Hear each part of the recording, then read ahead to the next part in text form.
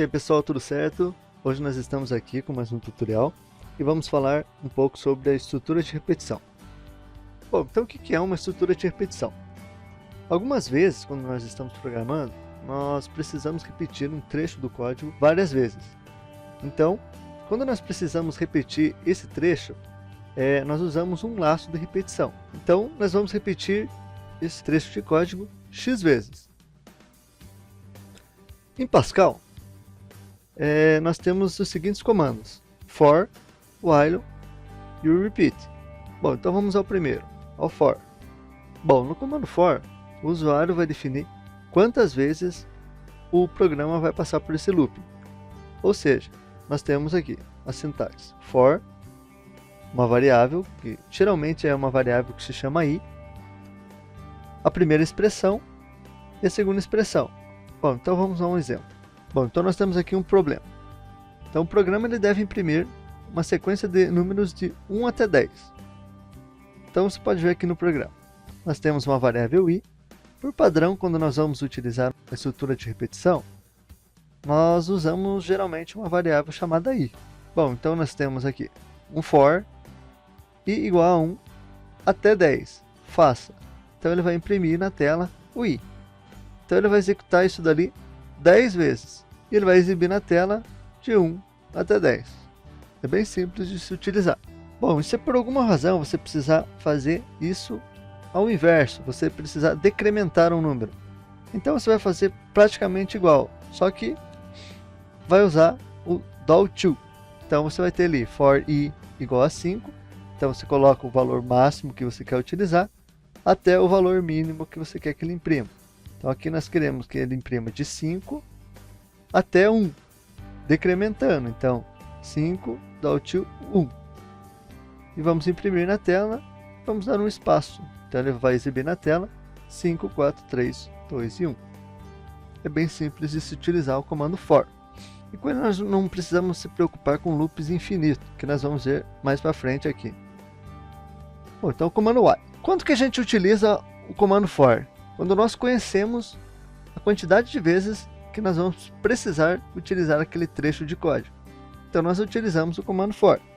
Mas e quando nós não sabemos a quantidade de vezes que vamos precisar executar, então nós temos que usar o comando while. O comando while basicamente é while, uma expressão lógica, do, e a sequência de comandos que eu quero executar. Com o comando while, nós precisamos ter muito cuidado com os loops infinitos. No exemplo vai ficar mais claro isso. Bom, então aqui nós temos um exemplo de um programa que soma os números inteiros de 1 a 100 e imprime na tela. Bom, então nós temos as variáveis números, soma, que são inteiro, e vamos inicializar ela como soma igual a 0 e número igual a 1.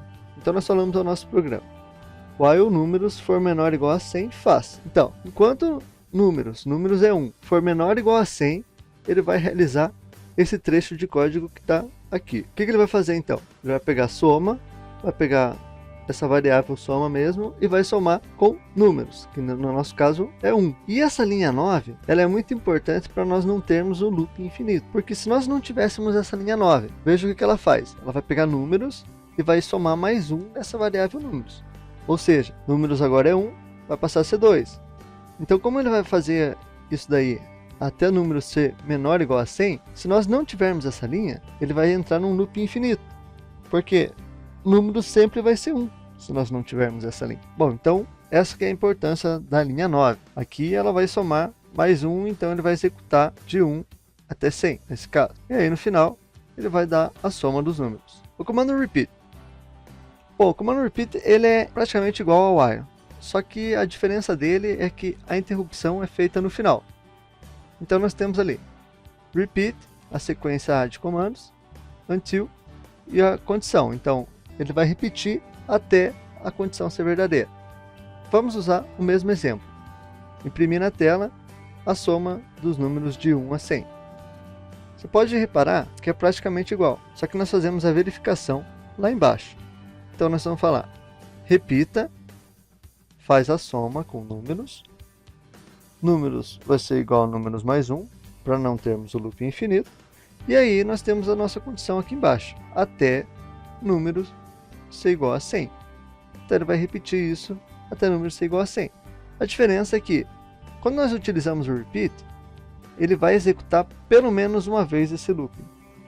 Bom, pessoal, o desafio que nós vamos deixar para vocês é o desafio da OBI, que foi realizado em 2008. Bom, então esse desafio ele está aqui na descrição do vídeo. Basicamente ele é o quê?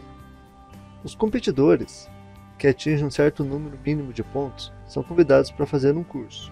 Vocês vão ter que fazer um programa que, dados os números de pontos obtidos por cada competidor em cada uma das fases e o número mínimo de pontos para ser convidado, você deve determinar quantos competidores são convidados para fazer o curso. Ou seja, vamos por exemplo que fica mais fácil. Na nossa primeira linha, nós vamos ter que informar o número de competidores da prova e a nota mínima para você ser convidado. Ou seja, aqui nós temos 3 competidores e a nota mínima é 100. Nas próximas linhas quer dizer a nota de cada competidor. Ou seja, o competidor 1 tirou 50 na primeira fase e 50 na segunda fase. Então ele tem uma nota 100, ele pode ser convidado. O segundo competidor tirou uma nota 100 na primeira fase e 0 na segunda fase. Mas então ele tem também uma nota para ser convidado, ou seja, nós já temos 2 competidores. O terceiro competidor, se você somar as suas notas, não vai dar 100, então ele não pode ser convidado. Então você deve imprimir quantos competidores podem ser convidados.